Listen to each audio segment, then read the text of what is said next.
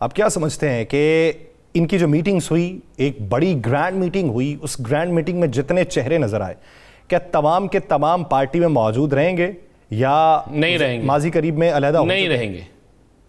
आपको में से बड़े चेहरे जो एक्टिव हो सकते थे, क्या वो एक्टिव नज़र आ रहे हैं? उनमें से बड़े चेहरे जिनका एक अहम तरीन रोल होता था सियासत में, क्या आपको वो चेहरे नज़र आ रहे हैं? उनमें से बहुत से चेहरे ऐसे जिनको वाकई सियासी तौर पर कह सकते थे कि यह सियासत में एक बड़ा नाम है, क्या वो आपको नज़र आ रहे हैं? उनमें से तो अक्सर लोग जो हैं वो ताज़ियत करने भी नहीं आए हैं ताज़ियत करने। आज मैंने उनकी तस्वीरें देख ली हैं। नहीं, उनमें से अक्सर की बात कर रहा हूँ, सारे के सारे तो नहीं ना आए ताज़ियत। नहीं, सारे के सारे नहीं आए। तो मैं आपको ये कह रहा हूँ कि ज़रा इंतज़ार तो करें। एक ट्रेन जो नई ट्रेन आई थी ना, ये थी इक़्तिदार के रास्ते की नई ट्रेन। सब ने समझा कि इस ट्रेन में बैठ जाएंगे तो इक़्तिदार तक पहुंच जाएंगे, लेकिन अब पता चला कि नहीं जनाब, ये ट्रेन जो है वो गलत ट्रेन में बैठ गए हैं। तो जो बेचारे बड़े कन्फर्म है वो तो बैठे रहेंगे, जो कन्फर्म नहीं है वो आहिस्ता आहिस्ता ट्रेन से उतरेंगे और उस ट्रेन को ढूंढेंगे जिस ट्रेन के ज़रिए उन्हें इलेक्शन जीतना होगा, जिस ट्रेन के ज़रिए उन्हें इक़्तिदार में जाना होगा। इसके अलावा कोई चारा नहीं होगा। मुझे एक बात बता दें ज़रा, ये जितने लोग थे, जितने लोग हैं, आज के दिन तक तो क्या ओन चौधरी का इस्तीफा आ गया? नहीं आया। वो तो उनका वर्किंग डे जो उमर लंगरियाल साहब का इस्तीफा आ गया। तो मुझे बताएं, जिस जमात के सदर के कहने पर, सेक्रेटरी इत्तलात के कहने पर इस्तीफे तक ना आए और ये फैसला हो, जिनका पहले ही फैसला फेल हो जाए, जिनके पहले फैसले को रिजेक्ट कर दिया जाए, तो किस तरह वो आगे करेंगे जी? जिन्हें मुझे ये समझा दें भाई। बात बड़ी सिंपल सी है। अब उन्हें गिना जाएगा इस जमात को हकूमती इत्तेहादी जमात। ये भी मुस्लिम लीग काफ की तरह हकूमती इत्तेहादी जमात है, इसलिए कि इस जमात के एक असिस्टेंट सेक्रेटरी जनरल और एक और अहदेदार दोनों हुकूमत के अंदर वजारत रखते हैं, दोनों हुकूमत का हिस्सा हैं। तो ये जब वोट मांगने जाएंगे और जब ये जाके कहेंगे कि जनाब महंगाई के खिलाफ हमें वोट दो, तो वो कहेंगे जनाब आप भी तो उसी हुकूमत का हिस्सा थे ना। जब ये कहेंगे लोड शेडिंग के खिलाफ वोट दो, तो कहेंगे आप भी उसी हुकूमत का हिस्सा थे ना जिसमें लोड शेडिंग हुई। जब ये कहेंगे जनाब बेरोजगारी के खिलाफ वोट दो, फिर लोग कहेंगे आप भी तो उसी हुकूमत का हिस्सा थे ना। आप याद करें हमारे शो में क्या कहा था मोहतरमा फरदौसा शकबान साहिबा ने कि जनाब वर्किंग डे आने दें, ये फैसला हो गया हुआ है, कहा था ना। जी। आज वर्किंग डे शुरू हुए कितने दिन हो गए? नहीं, आज वर्किंग डे खत्म हो रहा है। वो वर्किंग डे भी हफ्ता पूरा खत्म हो रहा है। तो इसका मतलब है जनाब कि दाल में कुछ तो काला है ना। इसका हम इसे ये कह सकते हैं, अभी जो हुकूमती हमारे साथ आएंगे मेहमान, उनसे पूछेंगे कि क्या आपने ये अपनी बी टीम बनाई है या ये आपके पार्टनर हैं? आपको दाल में काला दिखाई दे रहा है? जी मुझे दे रहा है दाल। कुछ लोगों को दाल ही काली दिखाई दे रही है। मुझे तो सारी देग काली दिखाई दे रही है।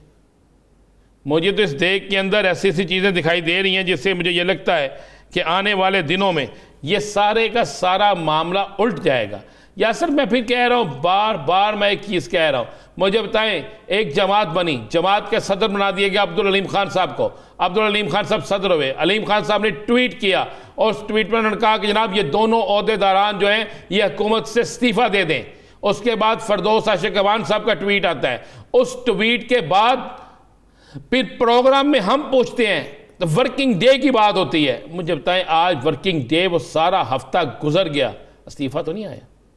इसका मतलब है कि इस जमात के अंदर भी सबकी पसंद अपनी अपनी है।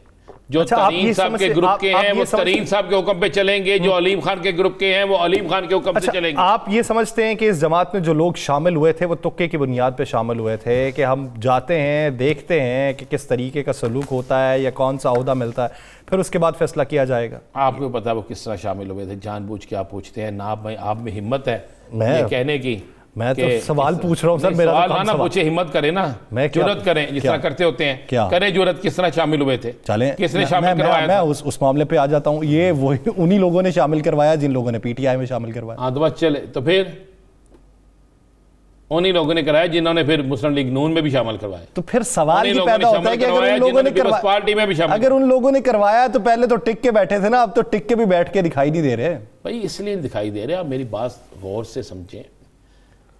एक इलेक्शन होता है जनाब कि चेयरमैन यूनियन काउंसिल ने वोट डालना है और टाउन नाज़िम बनना है। वो वोट होते हैं 15, 16, 20, 25, 30, 40, ठीक है। एक होता है एक हल्के में 3 लाख वोट, वोटर ने वोट देना है, वोटर ने चॉइस करनी है। अब आप मुझे बता दें कि कौन से हल्के में, चलें हम लाहौर से शुरू होते हैं, लाहौर से शुरू हो जाते हैं ना। मुराद राज साहब कौन से हल्के से इलेक्शन जीतेंगे? चलिए मुझे उनका वोट बैंक किस हल्के? उन्होंने हमारे प्रोग्राम में कहा कि वोट बैंक पीटीआई का है, याद है आपको? जी, मैंने तो नहीं ये बात की थी, उन्होंने खुद कही।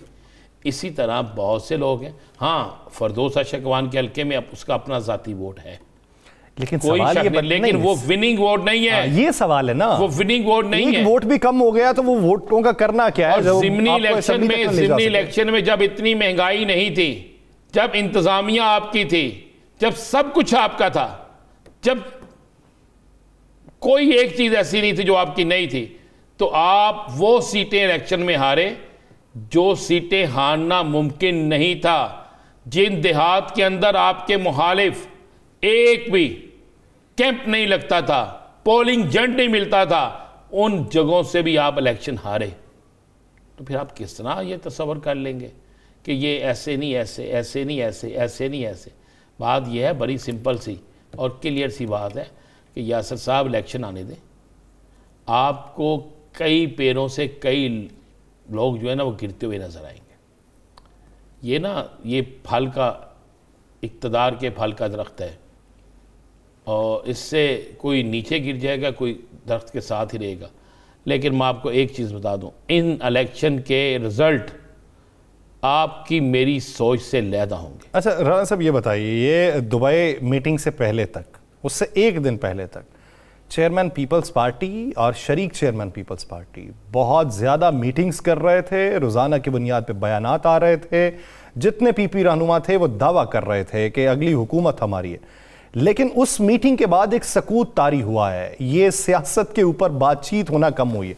इसकी वजह क्या है? दुबई मीटिंग के असल चीज़ें कुछ और थी। बहुत से तजियाकारों ने बहुत सी बातें की हैं। मेरे पास जो इतला है, हो सकता है ये भी गलत हो, लेकिन मुझे जिस शख्स ने ये इतला दी है या जो मेरा सोर्स है वो बड़ा कन्फर्म सोर्स है। उसका ये कहना है कि दुबई मीटिंग पाकिस्तान की किसी अहम शख्सियत के ख़िलाफ़ थी। दुबई मीटिंग इक़्तिदार के लिए नहीं थी, दुबई मीटिंग इत्तेहाद के लिए नहीं थी, बल्कि दुबई मीटिंग इसलिए थी कि जनाब अब हमने किस तरह बचना है। आप मेरा इशारा समझ गए हैं ना? अब हमने किस तरह बचना है, हमारे बचने का रास्ता क्या होगा, हमारा इक़्तिदार में आने का रास्ता क्या होगा, इक़्तिदार का दरवाज़ा हमारे लिए किस तरह खुलेगा, हम पर जो आने वाले दिनों में कदगन लगने वाली है, पाबंदी लगने वाली है, उसका क्या हल होगा, हम जो शिकंजे में आने वाले हैं वो किस तरह बचेंगे। वहाँ पर तो बातें किसी और के ख़िलाफ़ हुई हैं और वो बातें किसी जगह पहुँच भी चुकी हैं। अगर मेरे तक पहुँच गई हैं तो वो किसी जगह वो चीज़ें पहुँच भी चुकी हैं यासर। तो दुबई मीटिंग जो है ना, दुबई मीटिंग, मेरे पास तो इतला ये है कि बड़े साहब तो दुबई से सीधा पाकिस्तान आना चाहते थे, वो तो आए दुबई पाकिस्तान आने के लिए थे।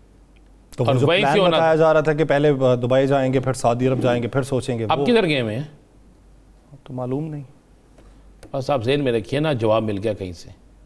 अब तल्ले मिनते अब हैं किधर? वैसे मैं कह रहा जवाब मिल गया। अब मनाने के लिए लोगों के पास है, अब मनाने के लिए उन सब लोगों के पास जा रहे हैं जहां से मनाने की कोशिश करके मनाया जा सकता है।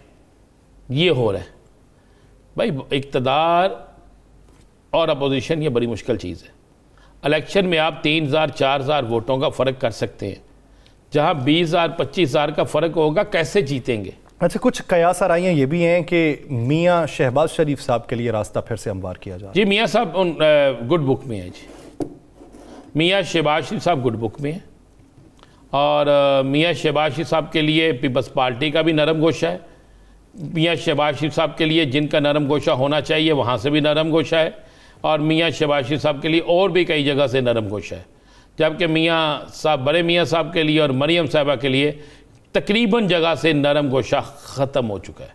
सख्त उनके लिए पैगाम है, उनको पसंद नहीं किया जा रहा, शहबाज शरीफ को पसंद किया जा रहा है। यही तो एक फड्डा चल गया ना कि भाई घर को आग लग गई घर के चिराग से, कि उन्होंने कहा जनाब ये क्या हो गया कि हमारे अपने ही हमें ले डूबे, बल्कि किसी जगह बात हुई कि मुझे तो लगता है कि मेरे अपने ही मेरे खिलाफ साजिश कर रहे थे, ये लफ्ज़ इस्तेमाल किया गया। बल्कि ये भी कहा गया कि जब मैं लाहौर एयरपोर्ट पे आया था तो लाहौर एयरपोर्ट तक इनका ना पहुंचना भी उसी वक्त मुझे समझ लेना चाहिए था कि मेरे साथ क्या हो रहा। हालांकि शहबाज शरीफ साहब ने बेइंतहा मेहनत की है इनके लिए, अवाम के लिए की है या नहीं की, इनके लिए बहुत मेहनत की है। आप देखिए ना, केसेस पे केसेस ख़त्म हो रहे हैं, इतना ज़्यादा रिलीफ मिल रहा है, हर चीज़ हो रही है, पेश आप किसी केस में हों या ना हो उसके बावजूद आप बरी हो जाएं, तो इससे बढ़ के और क्या हो सकता है। तो यह सर दुबई मिशन नाकाम हुआ है, बल्कि दुबई मिशन में बहुत से लोग जो हैं वो बेनकाब हो गए, और दुबई मिशन के बाद कई जगह से नाराज़गी के पैगामात कई लोगों को पहुंच चुके हैं। अब वो उस नाराज़गी को दूर करने के लिए तगड़ी सिफारिशें ढूंढ रहे हैं। वो तगड़ी सिफारिशें अगर मियाँ साहब ढूंढ रहे हैं तो जरदारी साहब की इस वक्त दौड़ क्या चल रही है? दोनों ढूंढ रहे हैं जी, दोनों तरफ से चल रही है, ये दोनों इतराफ़ से हो रही है। लेकिन ज़्यादा मेरे पास जो इतला है कि ज़्यादा तो बड़े साहब जो हैं उन्होंने गुफ्तगू की है, तो इसलिए जिसने ज़्यादा गुफ्तगू की है, जरदारी साहब पर पाबंदी कोई नहीं है ना। जरदारी साहब अपने केस भुगत के, जरदारी साहब जेल भी चले गए, जरदारी साहब पाकिस्तान में है। अब जो मुझे एक सिंपल सी बात सवाल है, इसका जवाब दे दें, कोई जवाब दे दे तो आपको सारा मसला हल हो जाएगा। इक़्तिदार के वज़ीर आज़म, मौजूदा वज़ीर आज़म है मियाँ मोहम्मद शहबाज शरीफ, वज़ीर ख़जाना है इसहाक़ डार साहब, वज़ीर दाखिला है जनाब राना सनाउल्लाह साहब, वज़ीर ख़ारजा हैं ख्वाजा आसिफ साहब, वज़ीर ख़ारजा बिलावल भुट्टो हैं, वज़ीर दिफा ख्वाजा आसिफ साहब है। अब 4 लोग तो वो हैं, और वज़ीर कानून आज़म ज़ीर तारड़ साहब हैं। 5 लोग वो हैं जो पाँचों के पाँचों मियाँ साहब की सबसे करीब तरीन है। अगर उनके वक्त में भी मियाँ साहब पाकिस्तान नहीं आए, 1 साल से ज़्यादा अरसा गुजर गया, मियाँ साहब पाकिस्तान नहीं आए, 13 तारीखें दे दी हैं, मियाँ साहब पाकिस्तान नहीं आए, तो फिर आप ये तो समझ लेना कोई तो इनसे नाराज़ है, कोई तो चाहता है ये पाकिस्तान ना आए, कोई तो इनको NOC जारी नहीं कर रहा, कोई तो इस पर बोल रहा है कि जनाब इसे रहने दें। कोई तो है ना यासर, तो जो है उसका जवाब तो उसी ने देना है ना। तो वो आप भी समझते हैं, मैं भी समझता हूँ, मेरे पास तो जो इतलात है उसके मुताबिक देखे ना, मैं फिर कह रहा हूँ कि जनाब अगर अब भी मियाँ साहब नहीं आ रहे, क्या मियाँ साहब को रोका किसी ने? ना, मियाँ साहब बीमार हैं, अल्हम्दुलिल्लाह तंदुरुस्त हैं, मियाँ साहब ने उम्रा भी कर लिया, मुशक्क़त होती है उम्रे में पूरी, मियाँ साहब दुबई भी आ गए, मियाँ साहब जनेवा भी चले गए, मियाँ साहब ने सारा कुछ कर लिया। तो अब मियाँ साहब 2-2.5 घंटे की मुसाफत पे रहते हुए पाकिस्तान नहीं अगर आए, तो इसका मतलब है कहीं ना कहीं कुछ ना कुछ तो है। ये सवाल भी है और ये जवाब भी है। वह सैफ का शेर है कि सैफ अंदाज़े बयां रंग बदल देता है, वरना दुनिया में कोई बात नई बात नहीं। तो ये भी कोई नई बात नहीं है।